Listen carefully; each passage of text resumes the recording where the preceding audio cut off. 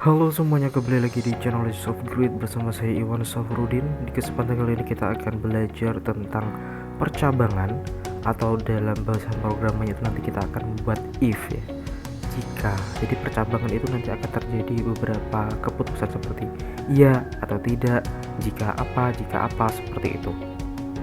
Nah, untuk prosesnya nanti kita langsung uh, ke project saja. Ada contohnya, nanti kita akan membuat sebuah login nanti kan ada percabangan, jika username salah, jika password salah, jika berhasil login. Nah, seperti itu.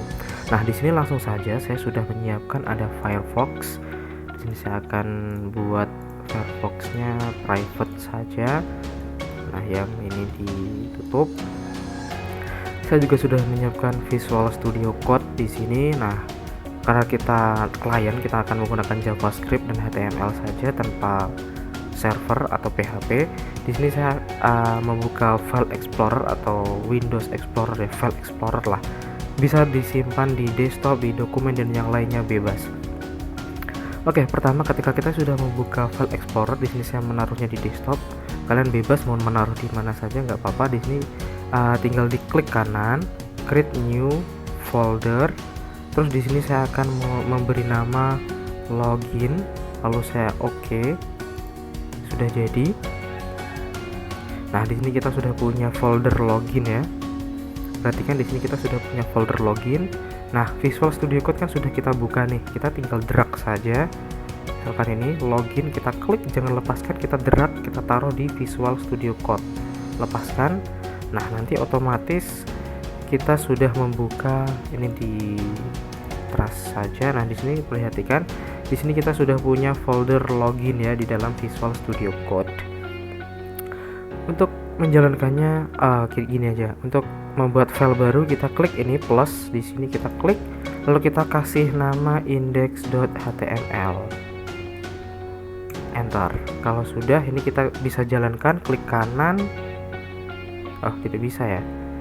Begini aja. Cara menjalankannya di Windows atau kalau saya menggunakan Linux ya. Di sini perhatikan login ini kita buka.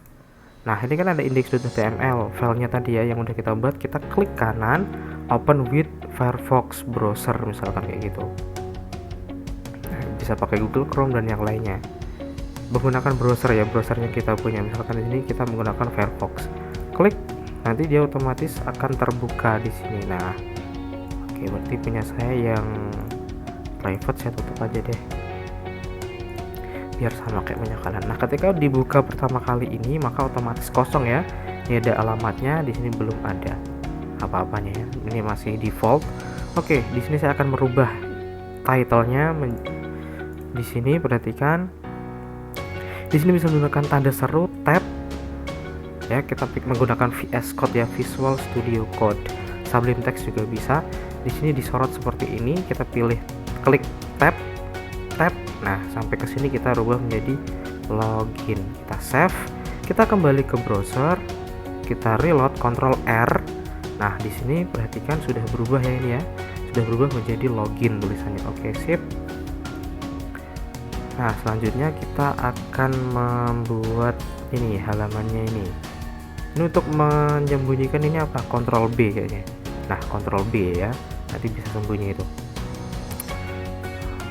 Terlalu gede. Nah, di sini kita akan membuat yang namanya form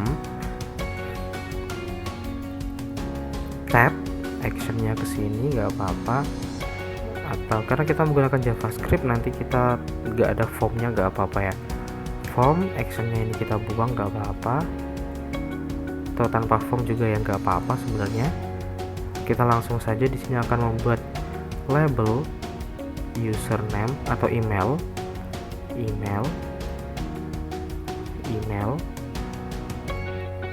BR. Perhatikan ya, jangan sampai salah ketik BR. Terus di sini input tipe email, ID email, terus BR lagi, label, password,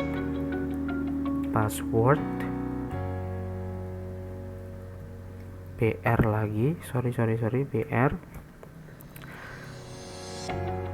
labelnya belum. Oh ya, itu udah label input, tipenya password, ID-nya password BR lagi, terus button di sini kita kasih ID,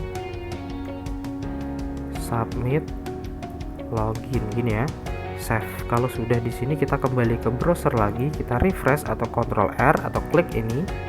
Kalau klik tombol ini kita klik, nah maka nanti akan keluar tampilan seperti ini, email sama password. Oke, misalkan saya ingin kita nanti akan menggunakan login Gmail misalkan. Nah, berarti kita tinggal buka tab baru saja, kita cari Gmail gitu kan. Kita cari gambar, pilih images ya. Nah, di sini kan udah ada nih gambarnya kayak gini nih. Gmail. Nah, kita bisa klik kanan. Kita klik kanan ini. Klik kanan. Perhatikan ya. Di sini bisa kita klik kanan. Copy image link. Nah, setelah copy image link, kita bisa kembali ke sini, paling atas ini kita kasih img tab. Nah, di dalam src ini kita paste yang udah kita copy tadi ya, paste, Ctrl V. Nah, sudah kita save. Perhatikan ya. Kalau sudah kita save, kita coba kita jalankan lagi. Ini ditutup dulu, kita jalankan. Nah, di sini udah ada ya. Tapi kok gambarnya jelek, Pak? Pecah, Pak, gambarnya, Pak. Nah, di sini kita tambahkan BR lagi, save, jalanin. Nah, kayak gini. Nah, tapi kok ini pecah, Pak? Ya nggak apa-apa, biar enteng gitu kan. Oke, ketika sudah seperti ini diklik ya, kayak gini ya. Ini belum bisa ngapa-ngapain. Oke, selanjutnya kita akan membuat aplikasinya. Di sini kita Ctrl B lagi. Nah, di sini kita akan membuat file baru. Kita klik app.js. Nah, di sini app.js ya. Nah, untuk menaruh app.js ini ke index.html, kita perhatikan di sini kita ketikkan, Ctrl B lagi biar nutup ya. Script tab src app.js. Nah, ini jangan sampai salah klik. Nah, di app.js di sini kita akan membuat variabel baru, const email sama dengan dokumen titik get element by id email. Ctrl Shift Alt bawah. Nah, ini Ctrl Shift Alt arah bawah. Nanti dia akan jadi duplikat ini. Email, Ctrl D, kita rubah menjadi password. Nah, ini kan password. Kenapa? Karena di sini kita udah punya ID email dan ID password. Selanjutnya tinggal ID submit. Ctrl Shift Alt arah bawah. Nah, di sini kita tinggal ganti menjadi submit. Oke, setelah itu kita akan membuat variabel untuk email dan sandinya Gmail kita ya. Misalkan di sini let my email saya, yaitu di sini saya menggunakan email saya iwansofer@gmail.com. let my password, sandinya Gmail saya adalah iwan123, kayak gini. Nah, ini nanti yang akan digunakan untuk login. Nah, selanjutnya kita akan membuat percabangannya di sini.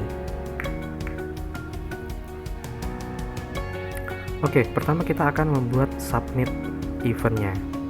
Submit titik add event listener. Nah, di sini ya, klik. Nah, jadi ketika function klik tombol submitnya diklik, kita akan membuat function kayak gini ya, function. Maka dia akan mengambil variabel dari email dan passwordnya. Maka di sini kita bisa buat let your email sama dengan email titik value, enter. Let your password sama dengan password titik value. Nah, di sini kita bisa cek nih, console titik log your email terus console.log your password. Dan ini kan dia ngambil value dari sini ya. Oke, kita kembali ke sini, kita reload, kita refresh, Ctrl R. Jangan lupa kita klik kanan. Di sini ya, kita klik kanan, pilih inspect. Nah, nanti akan keluar ini. Paling bawah kayak gini nanti akan keluar. Nah, di sini kita pilih yang namanya konsol. Konsol ini kita klik, nah nanti akan keluar di sini ya.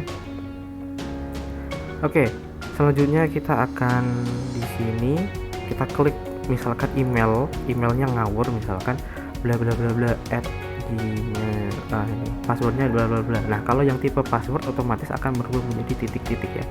Oke, sekarang kita akan klik login. Klik. Nah, ini keluar. Nah, yang dimasukkan di atas ini akan masuk ke dalam sini. Nah, ini adalah username dan ini adalah passwordnya. Email. Oke, kita kembali ke sini. Nah, kita akan mencocokkan nih email dan sandinya. Yang ini kita akan melakukan percabangan pertama kali ini. If kita akan mencocokkan apakah your email yang dimasukkan tadi itu sama dengan email yang sudah terdaftar di atas ini. Nah, ini ya. Nah, else kita kasih else nih kalau misalkan ini ada titik 3 berarti tidak ada variabel yang sama. Berarti my email. Nah, ini ya. Nah, di sini kita kasih alert ya di sini ya. Alert, maaf email tidak dikenali. Save. Nah, kita reload. Oh gitu ya. Oke, kita reload, maka di sini kita ketikkan sesuatu bla bla bla @gmail bla bla bla. Kabur juga. Klik. Nah, maaf email tidak dikenali. Kenapa? Karena emailnya harus sama dengan email kita ini. Oke, gitu ya. Maka selanjutnya kita akan buat if lagi untuk mencocokkan sandinya. If my password sama dengan your password. Di sini kita kasih else lagi. Alert, maaf sandi salah. Terus kalau di sini kita tinggal bikin alert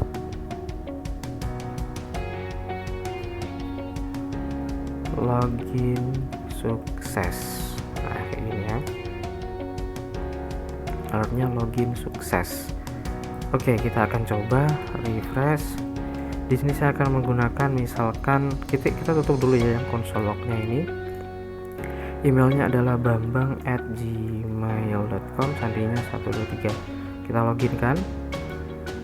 Maaf email tidak dikenali, berarti tidak terdaftar ya emailnya ya. Oke, kita rubah lagi misalkan emailnya email Gmail saya ya, iwansalver@gmail.com, sandinya ngawur. Kita login. Maaf, keluar nih. Maaf sandi salah. Berarti kan Gmail saya sudah bener ya, cuman sandinya yang salah. Oke, berarti kita tinggal mencocokkan sandinya. Sandi saya tadi apa ya? Sandi Gmail saya apa ya? Oh, sandi Gmail saya kan Iwan 123. Kita login. Yups.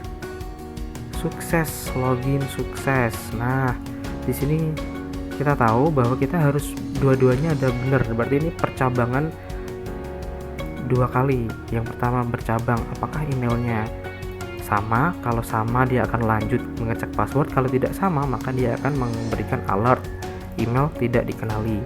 Ketika email sudah sama sesuai dengan di database ini, maka dia akan mengecek sandinya. Apakah sandinya sama? Kalau sandinya sama sukses, kalau tidak maka sandi salah. Nah, seperti itulah contoh percabangan ya, simple sekali. Ini nanti bisa kalian gunakan sampai kalian menjadi programmer nanti ya. Itu yang bisa saya sampaikan. Terima kasih dan selamat coding.